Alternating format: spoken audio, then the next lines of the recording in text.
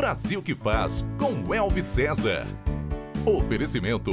Airfry é Mondial. A escolha inteligente. Praça Unitá. Olá, está no ar o Brasil que faz com Elvis César. Você é um brasileiro que faz? Uma brasileira que faz?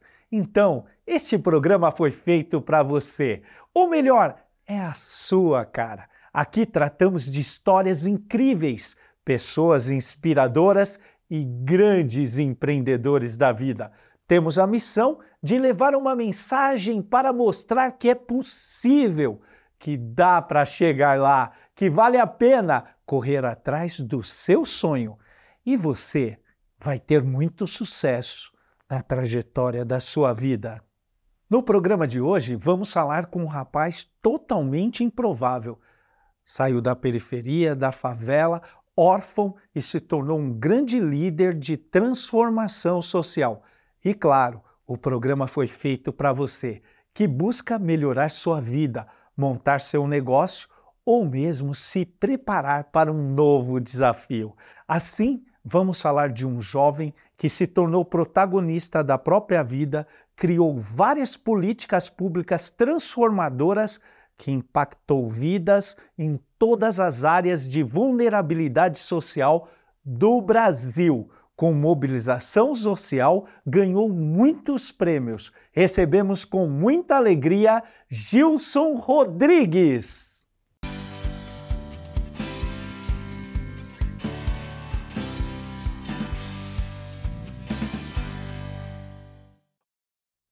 Gilson Rodrigues, que prazer recebê-lo aqui no Brasil que faz. Muito obrigado pela oportunidade de estar aqui, obrigado comunidade, de poder compartilhar um pouco das experiências das favelas do Brasil, principalmente de Paraisópolis, onde eu vim.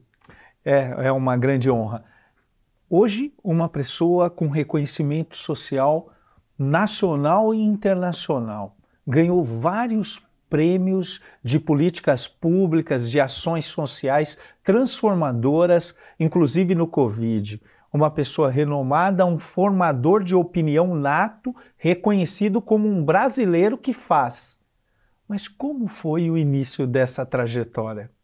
O início foi desafiador. O início ele começa numa cidade chamada Itambé, na Bahia, com muitos sonhos, com muitos desejos. A minha família está em São Paulo há mais ou menos uns 70 anos, e o sonho desde pequeno era vir para São Paulo. Eu acho que São Paulo... Aquela batida, né, na cabeça. Desde sempre. Crescer vai para São Paulo.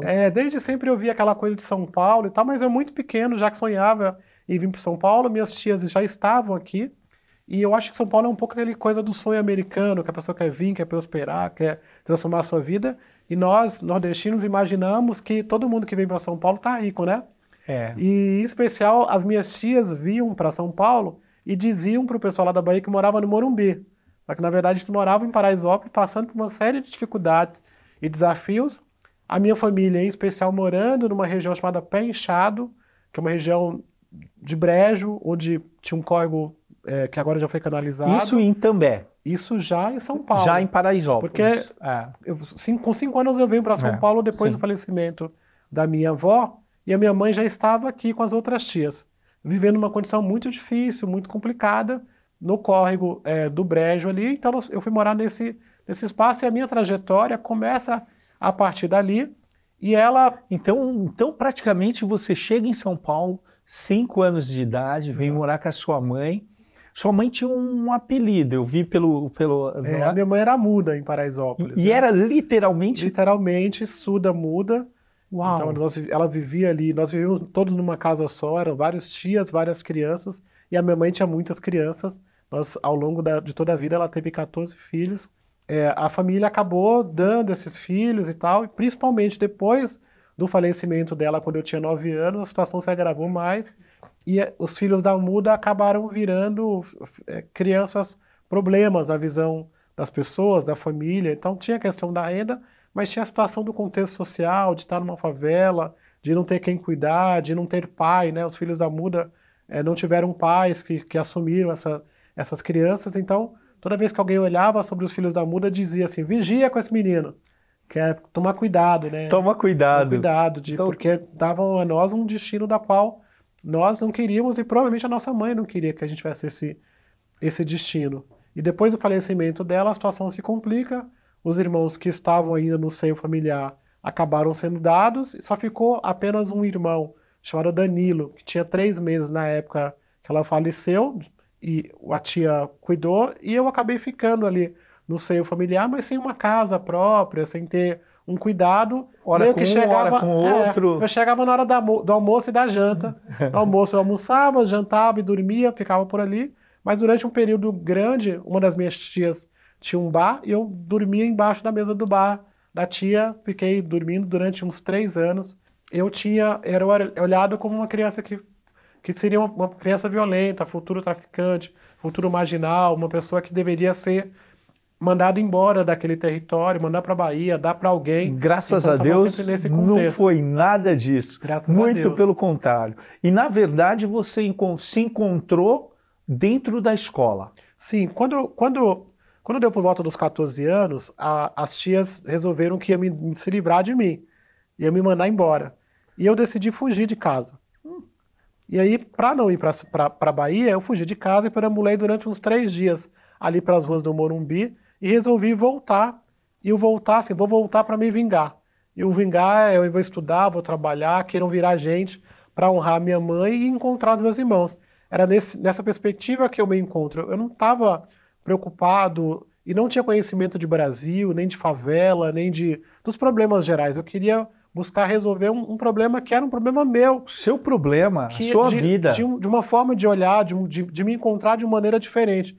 Eu até faço um paralelo que crianças parecidas comigo, em famílias ricas, em geral, elas são tratadas como criativos, futuros CEOs, presidente da República, elas a dada todos os futuros. Formadores e numa de favela, opinião, é um outro contraste.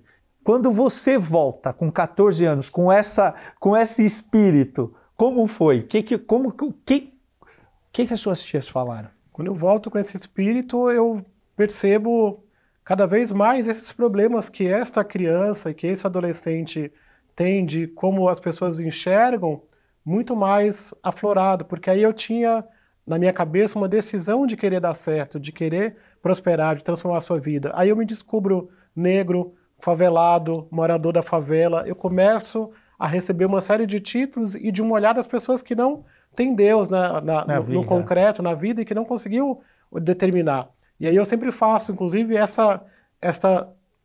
esse olhar ao contrário, que é de trazer um pouco o que as pessoas falam de nós ao contrário. Então, quando as pessoas falavam sobre Paraisópolis, eu dizia assim que 99% dos moradores do Morumbi são honestos e trabalhadores como de Paraisópolis.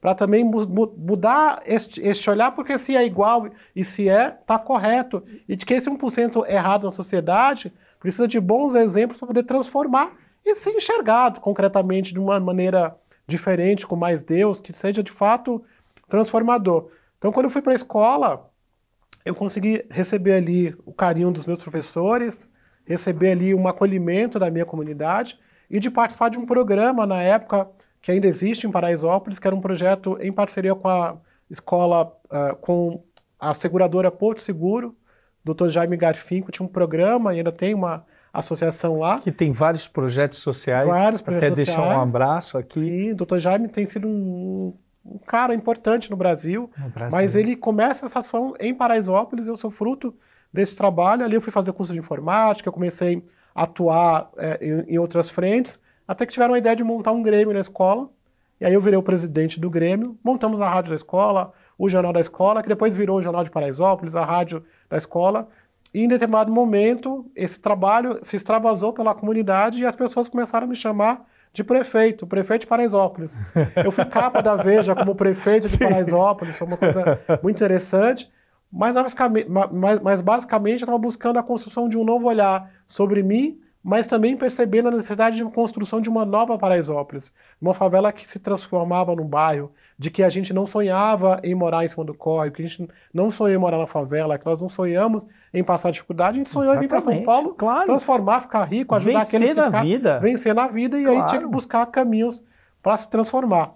Dessa ideia da construção de uma nova Paraisópolis, a gente conseguiu mobilizar as esferas do governo, município, estado e governo federal, e naquela época, durante 10 anos, no período que fui prefeito de Paraisópolis, nós conseguimos atrair mais de R$1 bilhão de investimentos. De investimentos. Asfaltamos todas as ruas, construímos 14 escolas, veio o CEL, veio a ETEC, e aí nós olhamos que naquele momento houve um fenômeno no Brasil chamado a nova classe média. E aí você conectava com a gente, com essa coisa de ficar rico, transformar, falou, a nova classe média basicamente é o seguinte, esse pessoal está aqui vivendo uma situação de carência, mas existe recurso movimentando ali. Então eu pensei, e se a gente trouxer essas empresas para dentro de Paraisópolis? Ia gerar empregos e oportunidades. E aí a primeira empresa que fui falar foi Casas Bahia. Posso falar o nome das empresas aqui? Claro. Fui falar com o seu Samuel Klein, que é e falei para ele, ele já faleceu, o Samuel mais velho, né? Conheci o Michel. E aí falei, por que você não monta uma loja Casas Bahia em Paraisópolis? Ele falou assim, me arruma um terreno que eu monto. E nós montamos, é uma das lojas que mais vende no Brasil, e no mês de maio é a que mais vende. E não tem problema nem de entrega. Nada. Tudo muito mais rápido, mais fácil. E eu digo assim, as pessoas não vão lá para passear, vão lá para comprar. Então já vai direto. Depois fui falar com o seu Trabuco, montamos o Bradesco, falei com Jesus na época, era o senhor do Santander, montamos Santander, Caixa, Banco do Brasil. Firmamos uma série de parcerias e Paraisópolis hoje é um grande retrato, são 14 mil pontos comerciais que emprega 21% da população que trabalha e que circula quase 800 milhões de reais por ano. Deixa eu ver se eu entendi. Um garoto discriminado, órfão, rejeitado, sem condições até da família, se torna um líder com formação e muda a realidade de milhares de pessoas. Como que foi esse processo de mentoria? Quando que você viu que virou a chave? Você falou assim, olha, eu sou um instrumento de transformação desse lugar. A chave muda quando eu tinha 14 anos e eu decidi voltar para me vingar. Foi ali. Porque as pessoas me davam um destino do qual eu não gostaria. Eu não quis ser violento, eu não quis ser bandido, eu não quis ser uma coisa ruim. Rotulavam. Eu pensava muito, esses rótulos todos que são dados para quem vive na favela, eles são injustos e nos colocam numa condição de violência e de marginalidade. Porque faltava exemplos. Quando eu olhava para quem estava dando certo na favela, eu não enxergava, porque, na verdade, não era nem que eles não existiam, é que faltavam contar essas histórias. As nossas histórias têm sido contadas apenas pelo noticiário policial. E quando você vem aqui e traz essa história e que a gente dá espaço para isso, é você recontar para quem está de fora e para quem está dentro de que existe opção, de que existem oportunidades. O conhecimento específico, a formação, essa virada de chave, ela é muito difícil, tem 2 ingredientes. Em primeiro lugar, eu gosto de falar muito para a juventude de uma personalidade agradável, uma boa educação, ser gentil, ser cortês, ser agradável, melhorar a tonalidade de voz, coisas que eu me trato e me curo até hoje, cotidianamente, de criar bons hábitos, né? E o segundo lugar é ensinar que é possível por meio de conhecimento específico. Qual a sua visão a respeito disso? Eu acredito que é necessário a gente poder trazer essa percepção a partir da nossa realidade, mas entendendo um pouco como que o mundo está girando, né?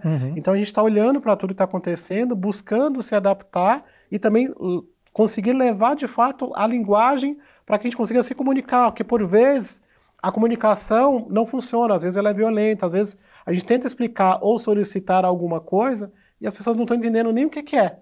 Então, melhorar essa linguagem, melhorar esse conhecimento, trabalhar um pouco melhor isso, é fundamental. Eu sempre digo para o nosso pessoal que faz parte do conjunto das iniciativas, de que as melhores palestras de Harvard, de que todo o conhecimento hoje está disponível, está na internet, você pode acessar qualquer conteúdo. Se você lê 1 hora por dia de um conhecimento de alguma coisa, em 5 anos você é especialista naquele tema. Então, as informações elas estão ali disponíveis. Antes, talvez, eram um pouco mais escassos, mas com o advindo da internet, de tanta informação, isso só tende a crescer. Então, ela está ali disponível para quem quer ter conhecimento, para quem quer poder trabalhar. Nós fomos olhando para isso e pensamos como que a gente consegue comunicar melhor sem criar um contexto em que a gente estivesse separado ou sendo apontado de alguma forma ou que a gente pudesse ter um pensamento livre. Em geral, quando as pessoas olham para as favelas, elas estão enxergando aquilo que a gente não quer ou que que não nos define, que não quer que seja aquela que nos define. Então, nós estamos tentando mostrar um outro lado potente, organizado, que sabe o que quer, que não quer viver de doação, que busca investimentos para transformar a sua vida. Então, a gente vai nessa linha. E é difícil comunicar isso, porque as pessoas estão acostumadas com a favela carente, pobrinha. Só que esta imagem da criança em cima do córrego, com uma mãe cheia de filhos, em cima de uma situação passando fome, eu já fui aquela pessoa. Só que aquela imagem da criança com dificuldade, aquela imagem das pessoas passando fome, aquelas imagens da dificuldade, ela existe, mas ela não me representa, ela me deixa mais violento, me deixa mais pobre, me deixa mais marginal e separado da sociedade. Ô Gilson, eu acredito que nós deveríamos ter algumas políticas públicas para que alguns líderes dentro da comunidade possam servir de testemunho e a gente angariar mais líderes para conversão, para esse movimento do bem. Isso está acontecendo agora em Paraisópolis e se espalhando pelo Brasil inteiro. Nós criamos, durante o processo da pandemia, uma iniciativa chamada Presidente de Rua, que são moradores, líderes comunitários, ou que viraram líderes nesse processo, que cuidam cada um de 50 famílias. Esse trabalho tem se espalhado pelo Brasil inteiro. Em Paraisópolis, são 658 presidentes de rua. 83% são mulheres, que cuidam de si e desse grupo de famílias. E durante o processo da pandemia, fizeram um trabalho muito especial e foi para Pernambuco, Espírito Santo, Maranhão. E é legal que eles foram adaptando. Então, por exemplo, no Pernambuco chama delegado de rua. Rio Grande do Norte, protetores de rua. Em Betim, é prefeito de rua. Então foi se espalhando, mas essa metodologia em que os moradores são agentes de transformação e de mudança para fazer com que essa comunidade possa melhorar, possa prosperar, e aí isso vira um grande movimento de transformação comunitária. Esse movimento, essa política pública, na verdade, já faz parte, já integrou já o G10. Sim, faz parte do G10 Favelas. E eu quero que você explique um pouco do G10, que todos querem saber mais. O G10 ele é um bloco de líderes empreendedores sociais das 10 maiores favelas do Brasil que buscam criar um novo olhar sobre a favela. Então, em vez dessa favela marginal, violenta, carente, que está no nosso imaginário viciado, uma favela potente, que sabe o que quer, que não quer viver de doação, mas que busca investimentos para transformar a sua vida. E a gente já se inspira no G7 e no G20 dos países ricos para ser o G10 das favelas ricas, porque essas 10 maiores favelas no Brasil movimentam quase 8 bilhões de reais. Uau! Então, a nossa constatação concretamente é que a gente come, bebe, usa roupa e é que a gente quer se enxergar nas propagandas e perceber a gente como cliente. Porque, por vezes, parece que o dinheiro, os 10 reais da favela, vale menos que os 10 reais do bairro. Então, a gente ajuda as empresas a se comunicarem com este mercado, porque quando a gente olha, inclusive, para a propaganda, a gente vai ver, a gente não se enxerga, até o cachorro é loiro nas propagandas, então a gente quer poder se comunicar.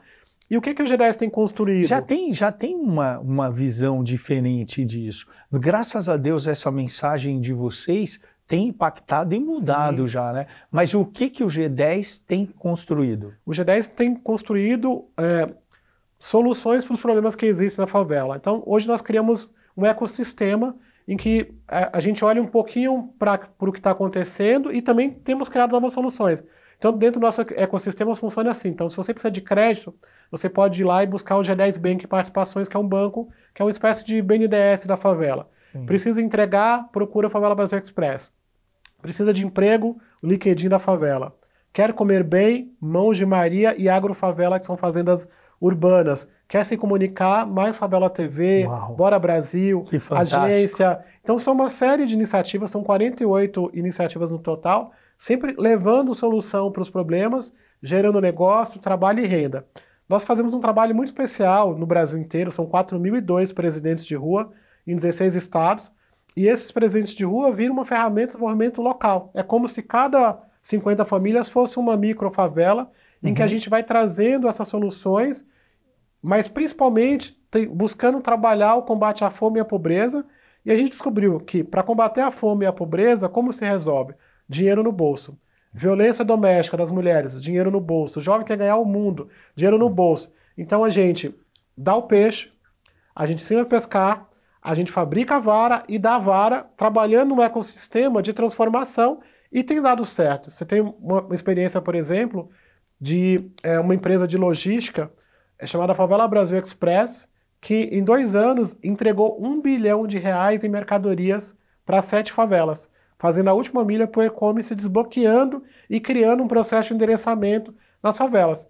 Se a gente pensar em logística e entrega na favela, talvez logo as pessoas vão pensar, negociou com quem? Falou com quem para poder entregar? Talvez das 14 mil favelas, a gente não consiga fazer nas 14, mas talvez consiga em 1.000, em 2.000. E o que nós percebemos? Começar a fazer.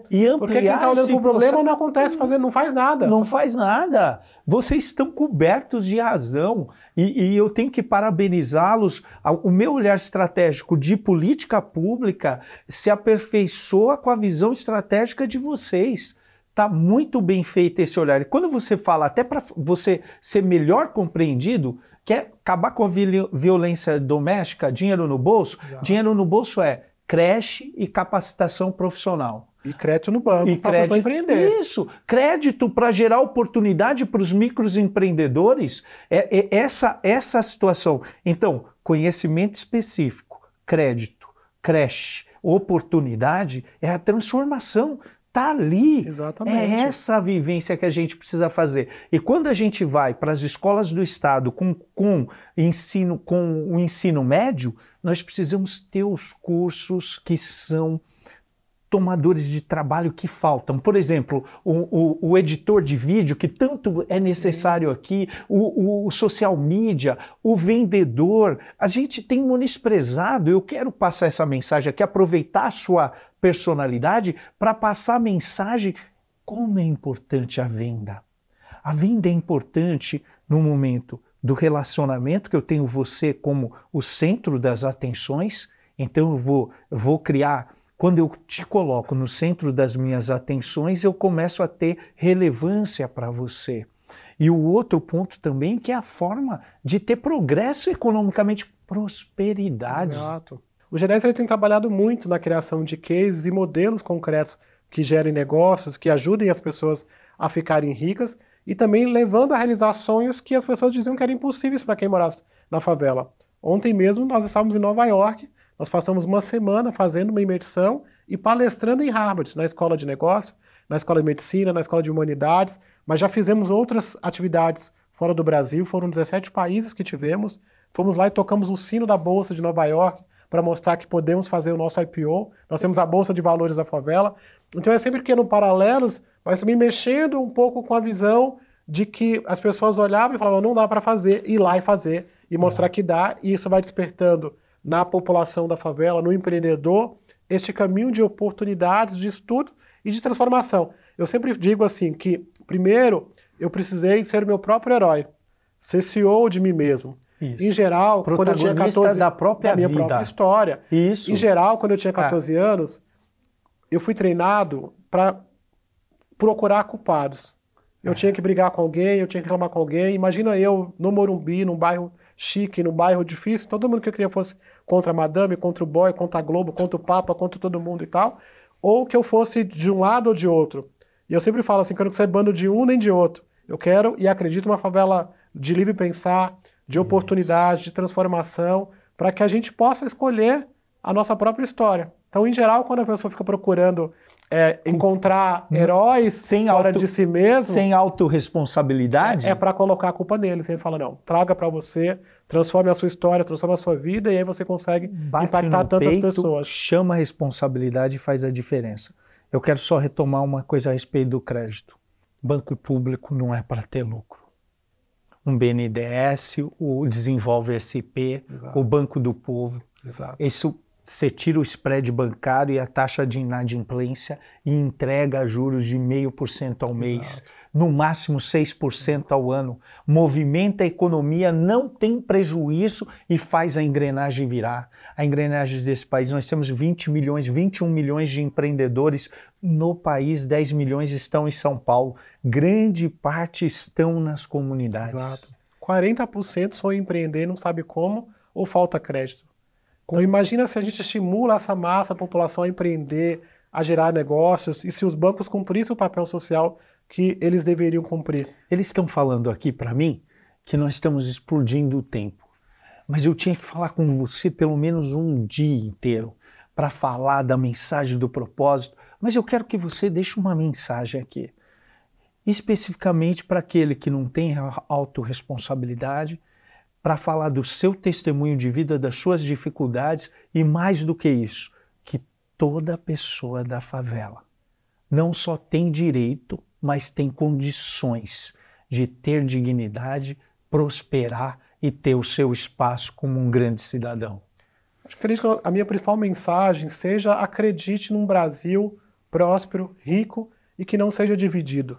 Que esse novo normal possa representar comida na mesa, possa representar uma saúde e uma educação melhor, e que a gente acredite em nós mesmos, que a gente busque ser CEO de nós mesmos, nos elegermos como herói para transformar a nossa vida e, a partir disso, impactar a vida do Brasil inteiro. As favelas podem fazer parte da solução. As empresas e os governos estão ignorando uma população de 20 milhões de brasileiros que consome 200 bilhões de reais por ano, está perdendo a oportunidade de impactar positivamente e também de ganhar dinheiro. Então, venha conhecer, busque uma mudança de olhar e de transformação para que a gente possa ter uma oportunidade de reconstruir a nossa vida. Gilson Rodrigues, quem é o Brasil que faz para você? O Brasil que faz, para mim, é a pessoa que se enxerga enquanto cidadão, que cumpre o seu papel enquanto cidadão e que acredita no Brasil. O Brasil é um país rico, o Brasil é rico em água, petróleo, minério. Não é justo que a gente se enxergue como pobre, como predestinado a dar errado. Então, a pessoa que acredita em si mesmo e que ajuda a construir uma comunidade melhor e um Brasil melhor, é essa pessoa que faz. Gilson, muito obrigado. Obrigado. Foi um grande prazer e eu tenho orgulho da sua trajetória. Glória a Deus. Quero lhe parabenizar e te dar um Obrigado. presente ao meu livro. Obrigado. É um livro de gestão, gestão pública de uma história. Quando eu fui prefeito, e aí tem um modelo científico aplicado, onde eu faço escala disso para várias cidades do país e da América Latina. E qual é o propósito? Um binômio: esperança e oportunidade, com entrega de resultados, que é justamente a mensagem que vocês passam. Então eu quero te agradecer muito por ter participado aqui conosco. Obrigado, espero que você possa um dia ir lá conhecer o G10 e olhar essas transformações de perto que eu estou fazendo. Vai ser uma honra para mim, vai ser uma grande honra. Que Deus te abençoe. Amém. E te dê força nesse propósito. Amém. Obrigado a você que tem nos dado uma audiência fantástica. Não vá embora, fique nas nossas redes sociais, se inscreva agora no nosso YouTube, no nosso canal que está bombando. Esse programa foi feito para que você nunca desista dos seus sonhos. Um grande abraço, Deus abençoe e até o nosso próximo programa. Valeu!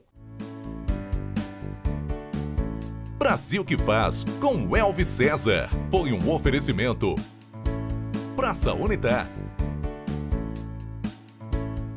Quando a família cresce, o amor da gente cresce junto. E a família de Air Fryers Mondial continua sempre crescendo. Além dos modelos que você já conhece, agora temos a Air Fryer Forno, ideal para porções maiores de uma só vez. E a Air Fryer Dupla, que faz até 2 receitas ficarem prontas ao mesmo tempo. Existe um modelo de Air Fryer Mondial perfeito para você. É só escolher. Mondial. A escolha inteligente. E decora.